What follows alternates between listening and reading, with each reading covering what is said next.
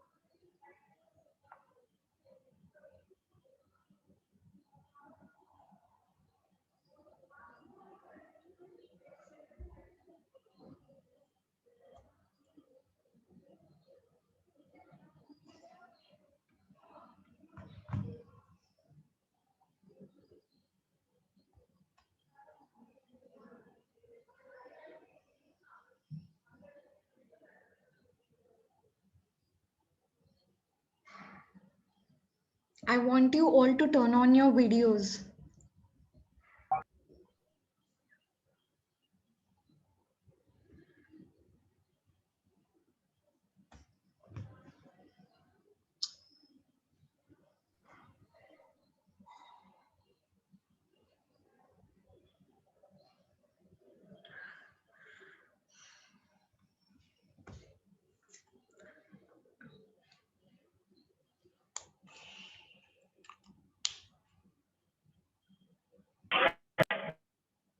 I want you all to turn on your videos.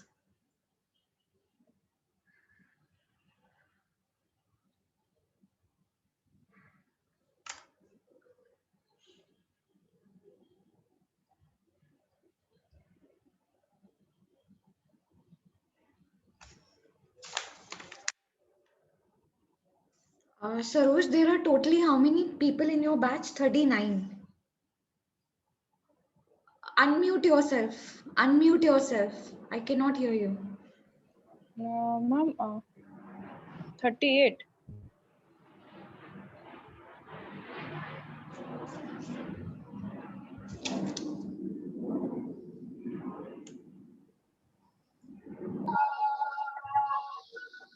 Ma'am actually सबका video on नहीं हो पाएगा क्योंकि काफी लोगों को नेटवर्क इश्यू रहता है, तो वीडियो ऑन करेंगे तो उनको I वॉइस just नहीं want to क्लियर होगा. mark the attendance. That's it. After that, you can turn off your video. Okay ma'am. Okay? Okay ma'am. You just mark the attendance of all these people who are present over here. Just take a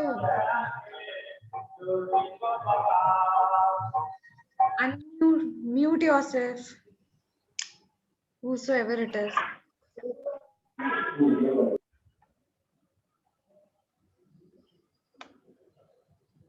Others.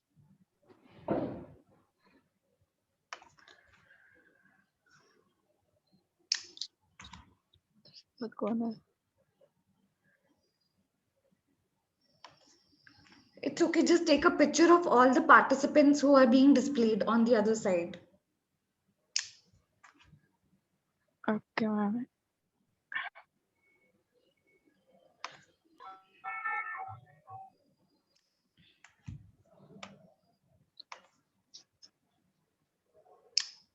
Akanksha. Present. Alex.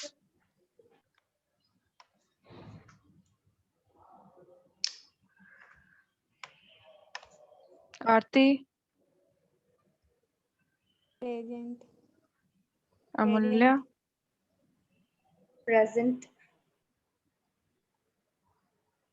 Ashwini.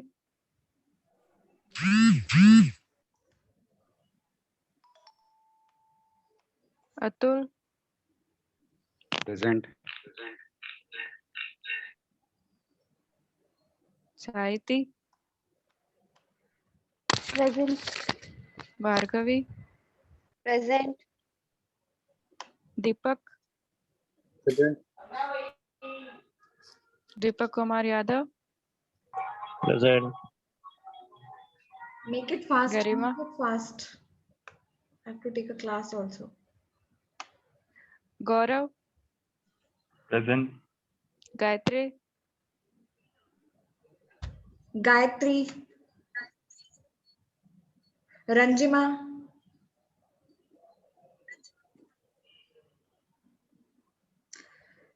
Saroj, what you do, just take a picture of all the people on the participant list, and I'm just starting off Okay, the ma'am. class. Okay, and mute yourself. Okay, ma'am. Okay, ma'am.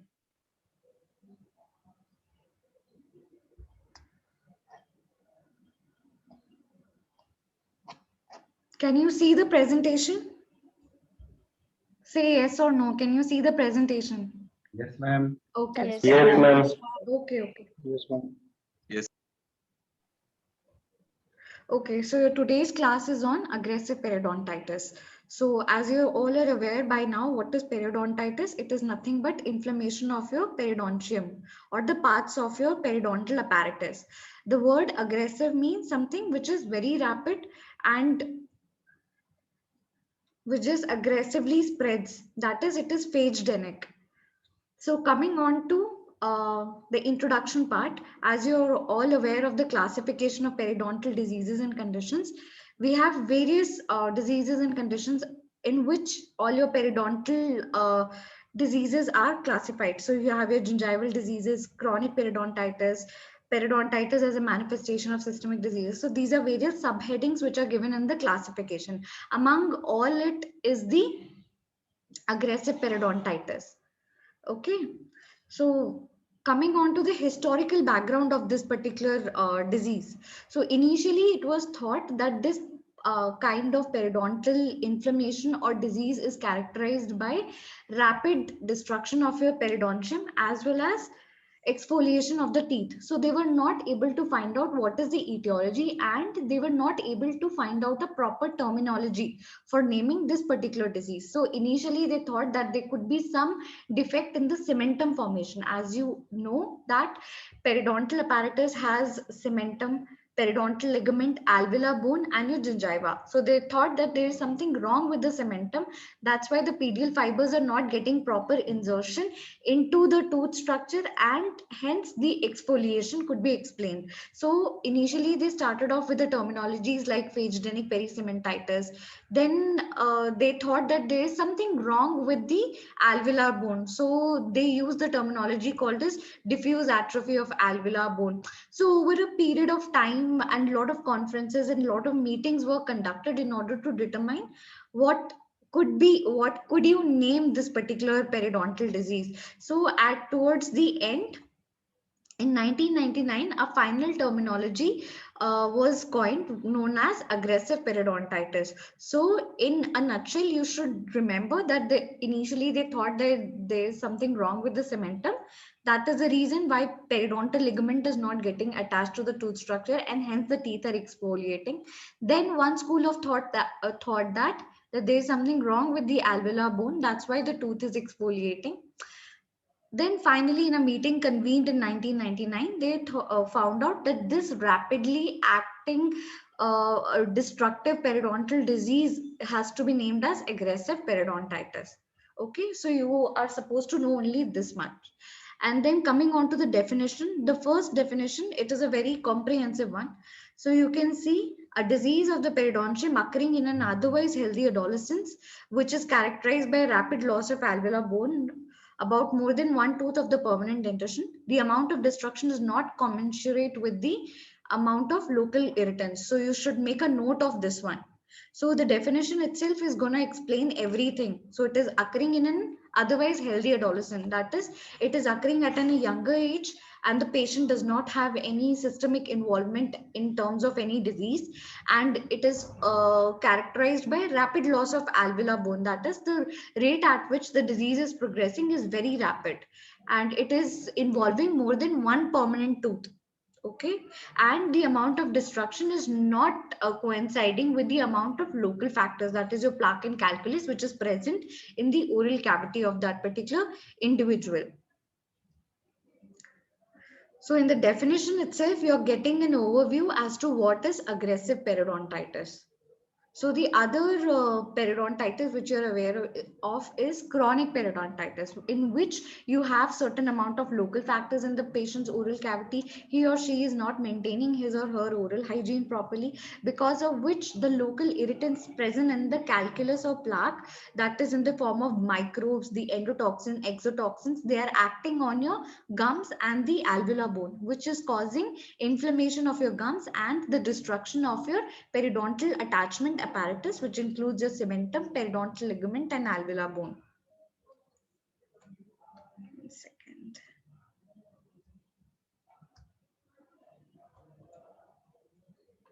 Now coming on to what is the prevalence of this particular disease. So the main thing is that you should notice in Asians, there is a prevalence of 0.2 to 1%. And in Asians, the highest prevalence is of the localized form of aggressive periodontitis, which is up to 1.2%. Now coming on to the gender ratio, the sex ratio. So the females, they have higher predilection of having this particular disease. So the prevalence of disease is more in females as when compared to the males.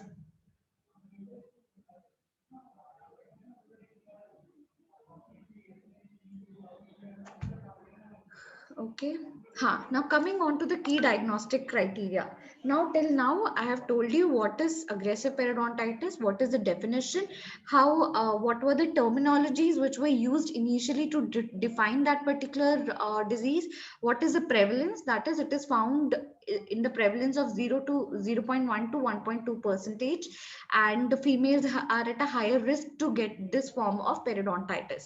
Now the key diagnostic criteria for aggressive periodontitis is that first one, early age of onset. It is basically seen in adolescents, and then second is involvement of multiple teeth with a distinctive pattern of clinical attachment and radiographic bone loss. So they will have something called as arc-shaped bone loss, which can be seen in the OPGs, which I'll be showing you in the later slides. And you'll have the rate of disease progression is very rapid. The person will be otherwise healthy. They will not have any systemic disease. And in most of the patients, it starts during circumpubertal period. That is after an individual attains puberty. So it is aggressive forms have been defined based on primary and secondary features.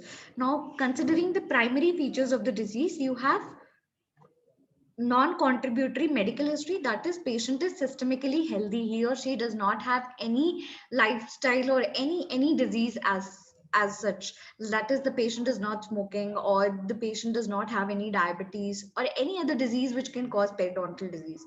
Then patient has rapid attachment loss and bone destruction and familial aggregation of cases, that is this disease runs in family, so it has a genetic basis to it. Now, the rapid attachment loss and bone destruction can be explained by the immune status of an individual. Non-contributory medical history says that it is not dependent on the systemic status of the individual. So these are the primary features. So when you're writing the answers, you have to write the primary features of this disease and the secondary features. Under primary features, you have to mention these 3 points. Under secondary features, you have to say that the amount of microbial deposits are inconsistent with the amount of tissue destruction which has happened. So when you examine the patient's oral cavity, you will see that there is no local factor or very minimal local factor, but the amount of destruction in the deep periodontal pockets will be inconsistent with it. Now, second will be elevated proportions of your Aggregatibacter actinomycetum comitans. This is a pathogen name of the pathogen which is mainly involved in your aggressive periodontitis. So remember, aggressive periodontitis A with A, caused by A, that is Aggregatibacter actinomycetum comitans. And also a role of Porphyromonas gingivalis has also been highlighted in the same. Then you have something called as phagocyte abnormalities, which is in terms of your immunology. Hyper-responsive macrophage phenotype, that is, so all these neutrophil abnormalities, hyper-responsive macrophage phenotypes, it all becomes a part of immune system of the individual. That is, in an individual, if he or she is attacked by any pathogen or any microbe, if the macrophages are hyper responsive, that is, they're responding at a higher rate than that of the usual or the normal phenotypes, what will happen? There will be destruction of the pathogen as well as the destruction of the surrounding tissues. So that explains why your this sort of periodontal destruction is so rapid, because these are the individuals, they have hyper responsive macrophages. And there also will be a feature called as progression of attachment loss and bone loss may be self-arresting, that even if you do not do any treatment for these patients, after the destruction has occurred over a period of time, it itself will get arrested, which is called as burnout phenomenon. Okay, so these are the secondary features.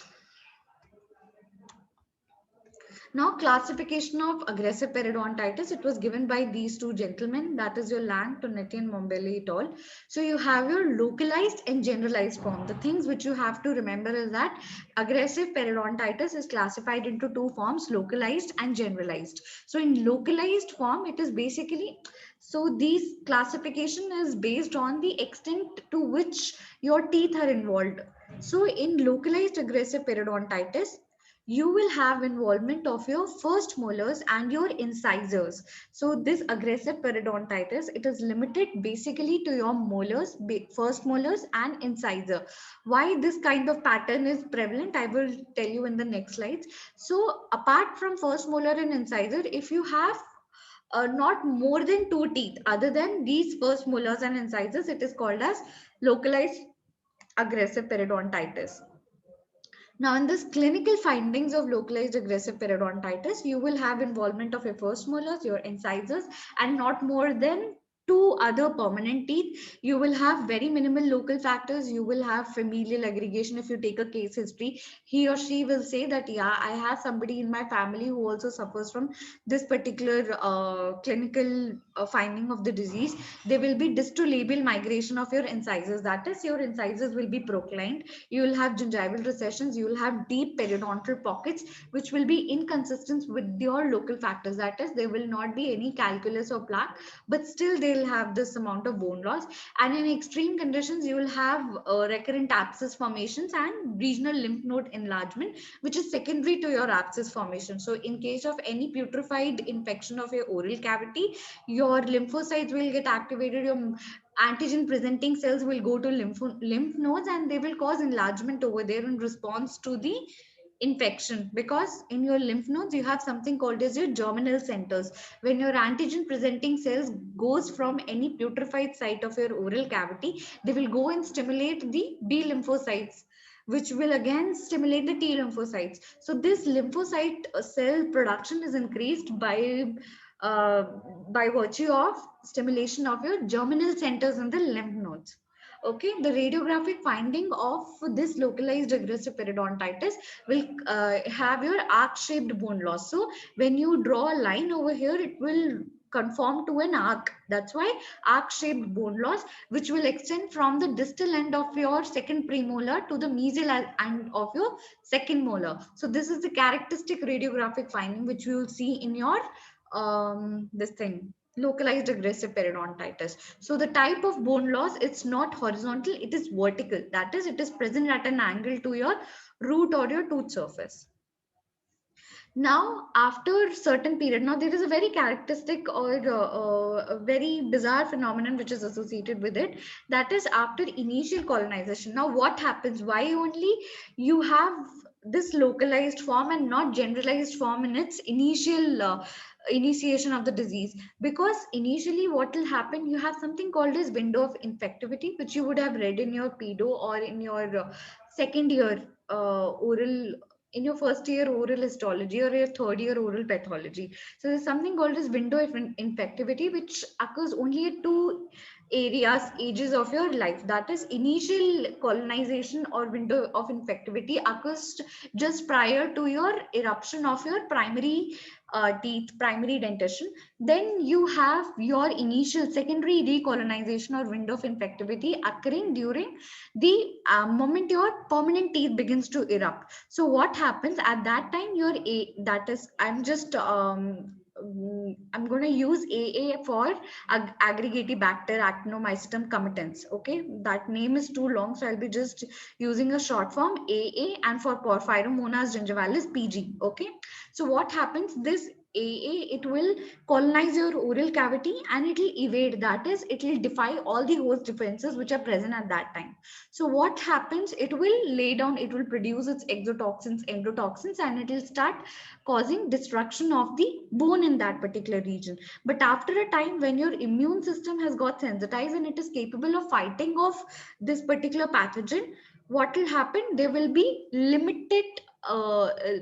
This immune system will cause static, will bring all the endotoxin and exotoxins to a halt, which are produced by this AA. That is the reason why you have only localized form and why only incisors and molars are affected. The bone surrounding your incisors and molars are affected because you have second window of infectivity and AA colonizes at that particular time, and body is not able to fight off. But when body begins to fight off, by that time the destruction would have already begun, and this is the reason. And after some time, so as I've already explained, AA, it loses its ability to produce any leukotoxin, and also it results in defective cementum formation. Now, this, as I had already told, burnout phenomenon, that is, this particular disease will get arrested at one point of time. It will not continue to, extend further. It will get arrested even if you don't do any treatment. It's because microbes lose their ability to produce further toxins, and body gives a very good fight off to evade, to limit the spread of the infection. But however, you have a generalized form of aggressive periodontitis. Now, how does that happen? Now there is something called, now these particular this aggressive periodontitis, it is not only dependent on the microbes, but it has also has some genetic basis to it. Now there are individuals who have certain genes, defective genes, which will code for these macrophages and neutrophils. As a result, the activity of your neutrophils and macrophages is affected, and their ability to counteract this particular infection is also affected, because of which, so this genetic factor is included. Environmental factors, they also play an important role in it. Now this, they may add as a risk factor. Now on top, if a person has aggressive periodontitis, if he is genetically affected, and there are microbes present for it, and also the patient smokes, consumes alcohol, or any other lifestyle related diseases, so what will happen? They will act as a risk factor. They themselves will not cause the disease, but they will add on to the existing cause of the disease, and they will act as a risk factor, and they will put them at a higher risk. So because of which, this localized form, slowly it transitions into the generalized form. Now this generalized aggressive periodontitis, what will happen? You will have at least 3 permanent teeth affected other than your first molars and your incisors. So this is very important. So in your localized form, you will have only molars, incisors, and in addition to that, 2 more teeth will be there, but not more than that. But in your generalized aggressive periodontitis, you will have incisors, molars. Apart from that, 3 more permanent teeth will be affected. So beginning, the upper limit will be your 3 teeth. Apart from that, it can have as many numbers of teeth could be involved. Now, clinical features will be similar to that of localized aggressive periodontitis. Only difference will be the number of teeth. And also there will be episodic periods of destruction followed by quiescence. That is, there will be rapid periods of rapid destruction and periods of quiescence. That is, there will not be any disease activity. Now, radiographic findings. This radiograph is not so clear. I'll be showing another radiograph for the cases which were treated in the department. So you can see bilateral arc-shaped bone loss over here around your first molars. Okay, and also in your incisor region. So this is a case of generalized aggressive periodontitis. So almost all the teeth are having bone loss, but you'll have vertical bone loss around your molars and your incisors. And this kind of image is called as mirror image of bone loss patterns on bilateral sides. Now,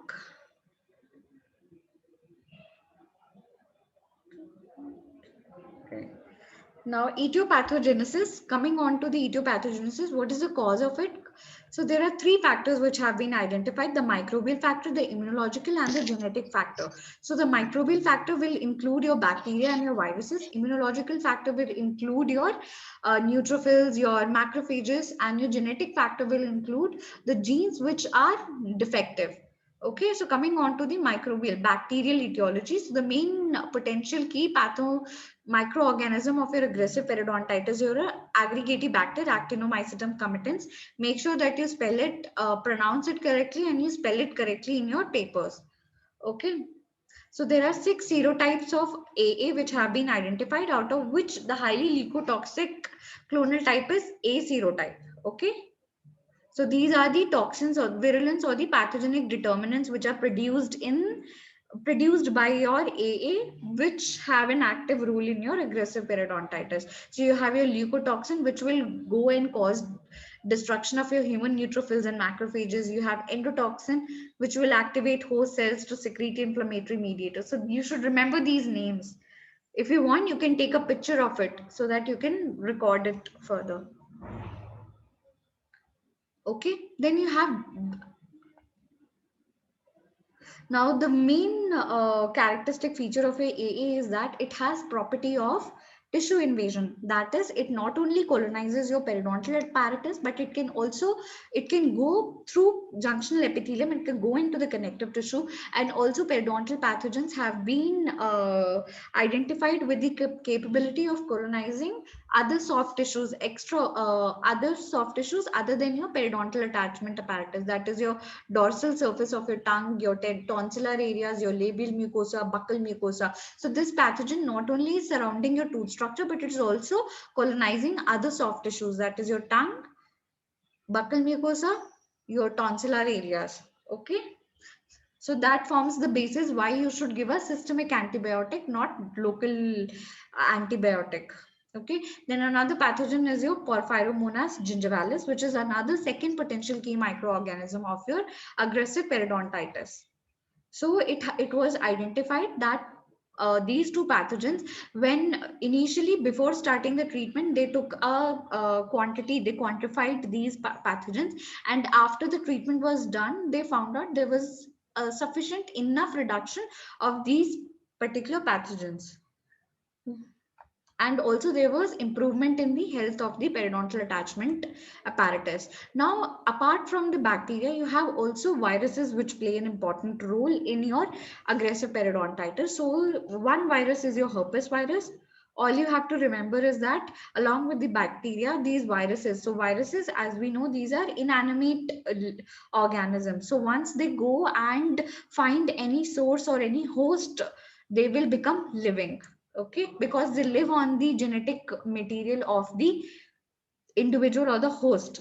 Okay, so first is your herpes virus, the second one is your Epstein-Barr virus, and your cytomegalovirus. So make note of all these three viruses: herpes virus, Epstein-Barr virus, and cytomegalovirus. And the bacteria includes your AA and PG. Now coming on to the second, so now we have talked about the bacterial or the microbial etiology of the disease.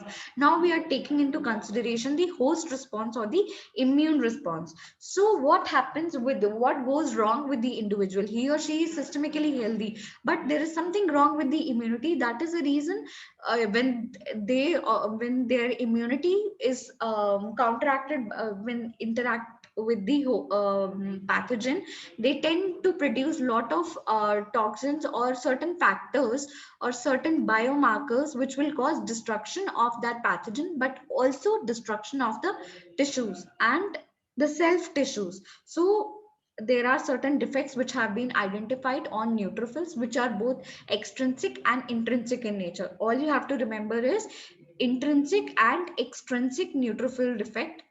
Okay, there is something called as global membrane receptor defect, which is present on your neutrophil. That is the neutrophil, when it is asked to come to a given site, does not react properly. That property is called as chemotaxis, and followed translocation of neutrophils to the other site is called diapedesis. So there is something wrong with it. As a result, either too many neutrophils will come to a given site or none of them will come. As a result, the pathogen will continue to cause the damage, or else in case if there are so many neutrophils at a given site, there will be more amount of destruction along with the destruction of the pathogen. Now, these are certain intrinsic. So all you have to remember is extrinsic and intrinsic cellular defects of the neutrophil function.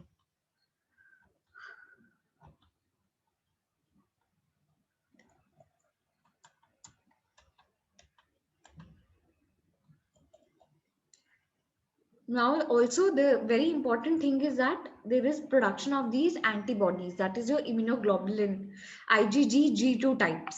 So remember this, only remember this part.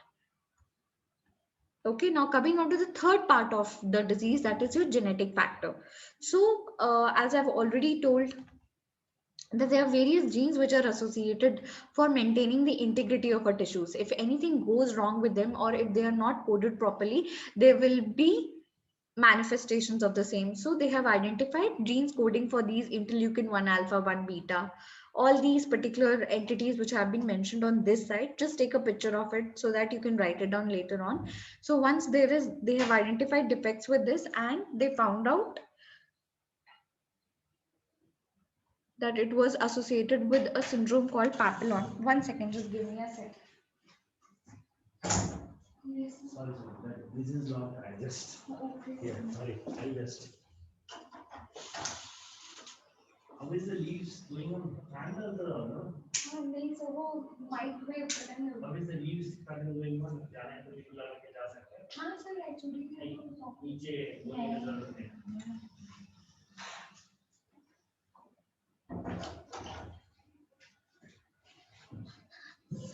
Okay, sorry. So where was I? Yeah. So they have evaluated various genes which are responsible for maintaining the integrity, but they have found out they were not coded properly, and hence the manifestation of aggressive periodontitis. So just make a note of it. Now there are other genes which have also been identified. Okay, so you can just take a picture of it. Now coming on to how do you go about diagnosing aggressive periodontitis? So these are three particular parameters which have to be identified. So first, you have to evaluate the patient clinically. So when the patient comes, you have to do clinical evaluation. You have to take proper history. You have to ask them whether anybody in their family has this particular disease or not. If they say yes, so they will use very layman terminology like, "Kya hua, sister?" So they will use very basic layman terminology, as in that, yeah, I have somebody in my family who had similar loosening of the teeth at a very early age, and now they are edentulous, partially edentulous, or completely edentulous.